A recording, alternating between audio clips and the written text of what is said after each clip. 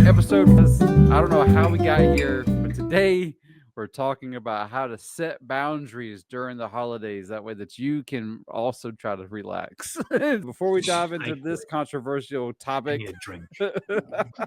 See you later. I'm Tyler Willis. Bye. Tyler Willis Media. Oh gosh, it's already getting crazy. Here we go. Payton, what you got going on nowadays? Hey guys, it's Payton with Payton Peoples and Company, Keller, Williams, Realty, Atlanta Partners. Hey everybody, it's Megan Mulvey, your hats and homes girl with CrossCountry Mortgage out of Peachtree City. I'm still sober. Christian, CrossCountry now. Mortgage. You bitch, For you see. now. Yes. Yes. This is where we are at. Love it. One boundary that we've put in place, guys, is we are not going to be recording new episodes over this holiday season for around Christmas time and New Year's. You're going to get like some recaps from the previous however many episodes, up to 43 episodes until today. So that's the one way that we're putting in some boundaries. We're going to take some time away, but we'll be back in 2025 with some hot topics, especially if some stuff goes down. Season 3. What? This is Craziness. Wild. Crazy. Most podcasts fail within the first 10 episodes, so we're good. Look at us. Thriving. We're in season 3. Here we go. Mm-hmm. Season 3. One of the first ways that we set boundaries, and we established this a long time ago. There's a ton of people in our extended family, and we always throw everybody's name into a pot, and then I think it's my mother-in-law. She'll draw the name and then draw one more, and that's who gives each other a gift, and that's it. So we always cap it out. We're like, these are $25 caps. And so that way that nobody feels obligated to get something crazy, because then everybody's like, ooh, well, so-and-so spent this much money. No, everybody spent $25. So that's one boundary we, like, the family established. I want to say that was like 10, 15 years ago that we all established that one. We're same. The whole issue with everybody grows up and then they have kids and then they have their own families and then you have multiple siblings and everybody's got their schedules and it becomes a lot, right? So especially for my husband's side of the family, 3 adult children, everybody's married. You're trying to balance between their in-laws and this family and everybody. We basically just said, okay, what's going to work best is that, and we do, while we're having the holiday together, we plan the next year. Like we all get out our calendar and we're like, okay, we're all committing to this date next year. And we'll decide the specifics of food and that kind of stuff later. But like we put it on our calendar then. But then we do the same thing as what Tyler said. So there's a lot of cousins that are all the same age. Like we all had kids around the same time. So everybody brings gifts for the kids. So the kids, because it's really more Christmas and the holiday season is really more about them anyways. But then we do the same thing for the adults that you were saying. So like we all put our name in a hat and then the adults get assigned another adult and then we have a $50 spending limit. And then everybody sends their Amazon wish lists. Bam. Now, my side of the family is not that way. And normally it's very, okay, we're going to do this year. We're going to be here. And there's different boundaries and different expectations with different families and all of that. But usually it's, okay, we did Thanksgiving with y'all last year, so we'll do Christmas with you this year, like rotating things. But the last couple of years, I feel like it's been, everybody just come to Payton's house. And this year that won't be happening because I'm just like, I can't. No. I just, after the year that we have had, absolutely not. I don't even know if I could handle feeding my own family for the holidays, just because that is too much for me to have to worry about. I get that. I could very well be just showing up at one of y'all's houses and being like, happy holidays. Bring it on. Bring it. Bring it. Red wine. I'm right there with you too. It's hard. I think that's what the one thing, you know how they always say when you get married or you have kids, there's no like guide to how to do everything. I really think that's like the number one thing that newlywed couples need to like establish within the first 12 months is like, how are we doing holidays? Yep. Because if you can get over that stress, year one, and go ahead and lay down the law, be like, we do Christmas at our house. That is a non-negotiable. Right. And so we won't be anywhere on Christmas except for at our house. That's right. But we established that year one. And so like we laid that ground rule down and everybody was very aware. Right. So, we'll do Christmas like afternoon at like somebody else's morning. house. But Christmas morning, that is protected. We are at our house. We are sleeping in our room. Santa is coming to our house. We are not going somewhere else. And my children are waking up in different bed. Nope, not doing any of that. Nope. Way too much craziness. And then like when you're talking about like work and everything else, I just, with everything, I'm very upfront with my clients and my vendor partners of this is what I'm doing. This is when you can expect me to be available. And then if I try really hard not to plan anything during that off school time, that winter break, Christmas break time of a couple days before Christmas, because they literally get out like 3 days this before year's Christmas like or something. right before. Yeah, but it's that time I try really hard to protect that to be systems planning time of gearing up for the next year, of making sure I'm organized and ready to take on all the things, but I'm trying really hard not to do closings and listing new things and wrapping things. Like I want to get all of that stuff done before my kids are out of school, because trying to balance that while the kids are home and do the holidays. I do the same thing. I work with about 150 agents across multiple counties, and so I always send out my calendar, my newsletter. Hey, these are the dates that I'm taking off, and I always try to find a backup. It's usually Brad. I always just send him his number. But it's funny how many people will still message you the week of and be like, "Hey, I got a listing popped up. Can you come shoot it today?" No, I'm in Florida. No, I guess you didn't read my email, kind of thing. So even though we try to plan and help people understand, no, this is my sacred time, like it still falls through the cracks. And so that's the hard part, is we try to set all this stuff up and then people still forget.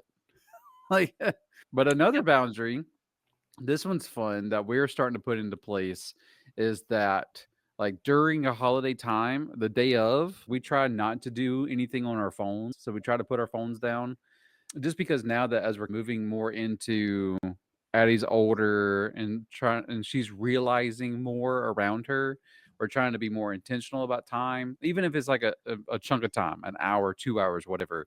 We'll try to put our phones somewhere else, that way we're not distracted.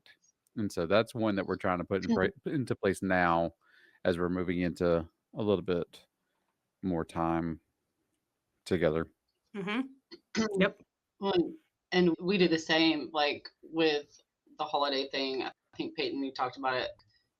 My husband's family is in Kentucky, mine's here, and so like Thanksgiving, we're going to his parents in Kentucky, but Christmas, like I want my kids up in their beds Christmas morning, or Hannah and ours, because she still sleeps with us. But we do it at our house, because I want that morning moment of, we're going down to look at the tree and see what Santa, left. But boundaries, even with gifts with them this year, we're doing one big gift and like 2 little ones or whatever in their stocking, instead of all this crap that they get and they forget that gets about broken a week later. Yeah.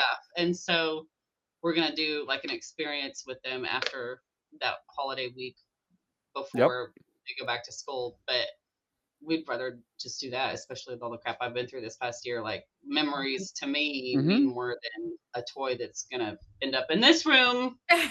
Exactly. Exactly. Yeah. Exactly. What about when it comes to like family dynamics? Like, we all have that one crazy uncle. Typically, I'm the crazy uncle. So if you get to a situation and they start talking about something controversial, have you already talked to your kids? Hey, if this happens, do this. Have you ever had that kind of conversation?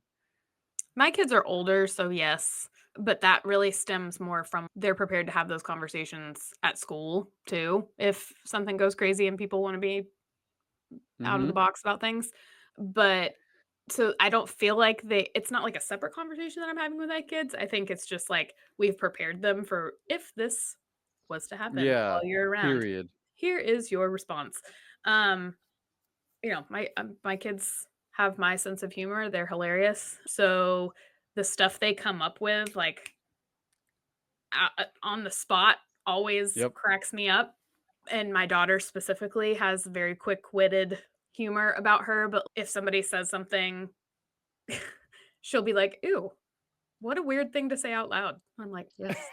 I love. Yeah, not being like directly offensive back to the person, of just being like, you should probably not speak that ever Yeah. again. Where Mason's just, just like runs away. Cannonball into the pool. Yeah, he's that kid. Yeah. It's different because my kids are older, but like what has been like a long time like family, because when it comes to politics and stuff in my family, it's very like one side feels this way, one side feels that way. And we've just learned over the years, you just don't discuss these things. But what's been hilarious is when family members show up to holiday gatherings wearing funny shirts that aren't directly political, but are definitely like throwing shade at somebody. So that's always fun to navigate that. And it ends up just being that's hilarious. I do that. I do that whenever we go to Texas because, you know, everybody says, don't mess with Texas. So I'll wear all the Georgia shit I can when I go to Texas. And as soon as I get off at the plane and my family's there, I always go, I'm here to mess with this place. And so I've been doing it for 10 years. So it's like the one thing I do. So then they always go, you're not supposed to mess with Texas. I'm here to mess with y'all. So I have arrived. Exactly. So but it's at this point, it's just a family joke. And so that's like the one thing I do. And then after that, I put my hoodie on and I hide in the corner for the rest of the time. There you go. Perfect. It's like, it's the one thing I do. And then I'm like, done. And what about boundaries at work of the holidays? I know Payton touched on it. And Tyler, you did. Try not Kristen, to, I try not to work during a holiday if I can avoid it. I'm like, hell no. Saturday, after one time, I will tell everybody I work from home on Saturday. And if it's an emergency, just send me a text and I'll make sure I manage that within my schedule. If it's Sunday, it's probably going to be a big no. I do believe that family time is very important. There is no amount of work, amount of money that's going to it's going to get you that time back. So I don't know. I think that's very important. That kind of boundaries. Work. Boundaries with your own self. Maybe you need some time alone. Maybe you need time with your kids alone. Just technology on the side. And just small things. I don't think we need a lot, but the little bit that we need needs to be high quality. Like in this market, everybody's rate shopping us right now. Everybody's rate shopping every company right now. But my favorite was a couple weeks ago when somebody who was already under contract on a Sunday morning when I was sitting in church at 9:30 a.m. Hey, I got this quote from this other lender. What can you do? I said, nothing. Let me get back to you when I'm not trying to sit here to talk to God, because right now we're going to have a serious conversation, because this is not the time or place on a Sunday morning at 9:30 to be discussing this. And it's not a 911. Oh, yeah, no. There's a huge Facebook group.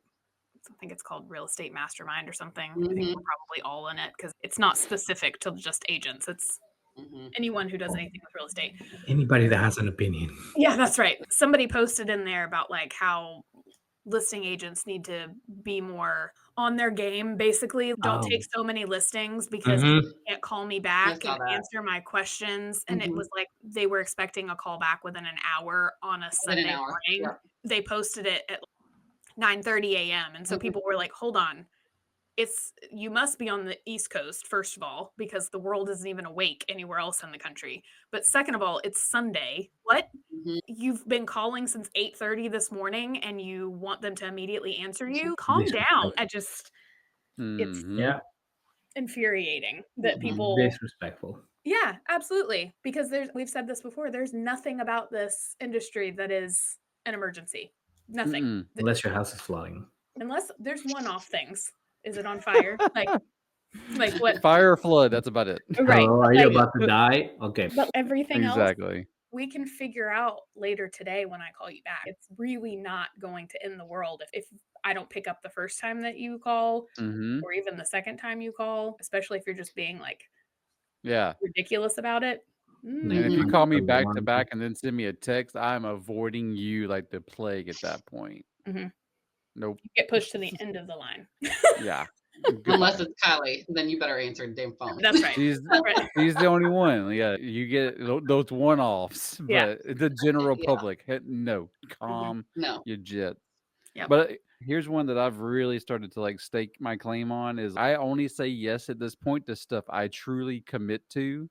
Other than that, you're probably not going to get me. Like, if it's not something I really want to spend my time at, or unless you're paying an invoice, then I'll show up. No, that's about it. Because everybody has stuff that pops up, and they're like, "Hey, it'd be cool if you come by for a couple minutes." If it's a couple minutes, You won't be cool, dude.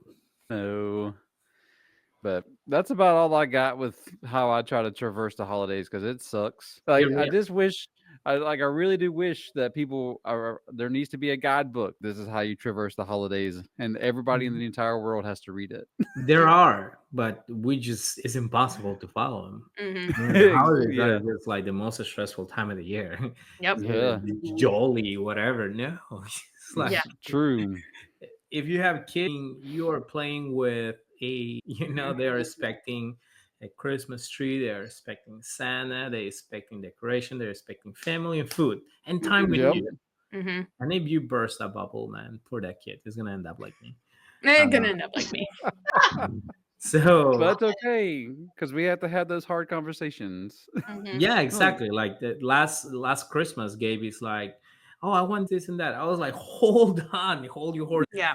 And he's like, "Why? Santa's gonna buy it." Yeah. Like, dude, we finance Santa. Yeah, like, exactly. Santa helps us get the stuff.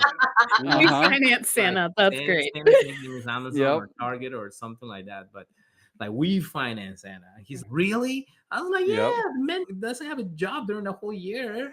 He just does deliveries. That is the greatest explanation I've ever heard. That is. I agree. And he's okay. Then I just want this and this. I was like, okay, that's good. Okay, that's better. Yeah, exactly. Yeah. So he still believes in Santa. He just doesn't abuse it now.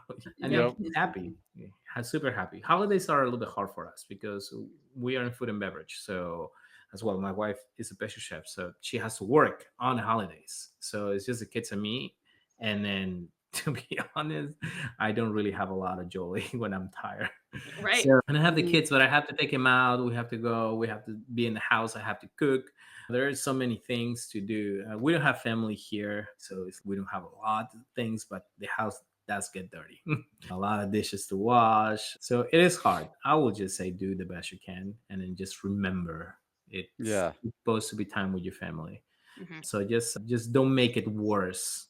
Just put your boundaries right there. Work on the side, maybe technology on the side as well. And just put some nice music and just pop a bottle of wine and get. That's truly how I had to put on some holiday jazz. Alcohol. Yep. That's it. Holiday music. And I always get a new type of coffee because I don't really drink. So like mine is I'll get something like I'll get like a new flavor of creamer or something. And that's like what I do during the holidays. And then, but because I don't enjoy drinking, but that's my thing. So like you just got to find your joy. But guys, that's it for 2024. We'll see you guys in 2025 because we're putting the boundary on right now, right here with the end of this episode, guys. Thank you so much for this fantastic year. It's been awesome. Hopefully you'll come back in 2025 and we'll have some new things to talk about for a whole nother year of whatever market's coming next year. So we'll see what that all looks like come 2025. But thanks so much and we'll see you then. See ya. Bye. Feliz Navidad.